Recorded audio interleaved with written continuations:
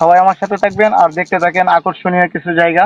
যেমন আমরা আজকে চলে আসলাম আম বাগানে। এই দেখেন রাজশাহী, আমরা শুনি যে রাজশাহী নাকি আমের জন্য বিখ্যাত। এই দেন খাগড়াছড়ি, কত হাজার হাজার আমের বাগান দেখছেন, কত সুন্দর সুন্দর আম হইতেছে। আসলে এগুলা গাছের মধ্যে আম হইতেছে, ফরমালিন ছাড়া আম পাবেন আমাদের খাগড়াছড়িতে।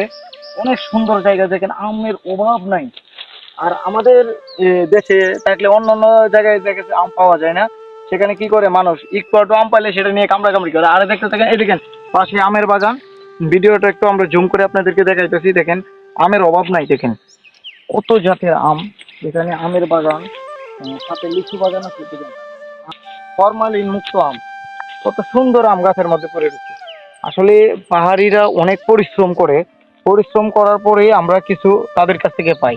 যেমন আম, তারপরে থেকে লিচু, আরো আছে আছে বিভিন্ন রকম আরো অনেক ফল ফলন তো আমরা পাহাড় থেকে পাই।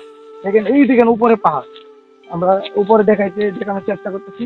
এই দেখেন এটা আবার আরেক জাতের আম।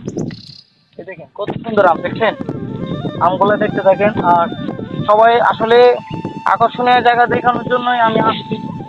তো রোদের পরিমাণটা অনেক বেশি।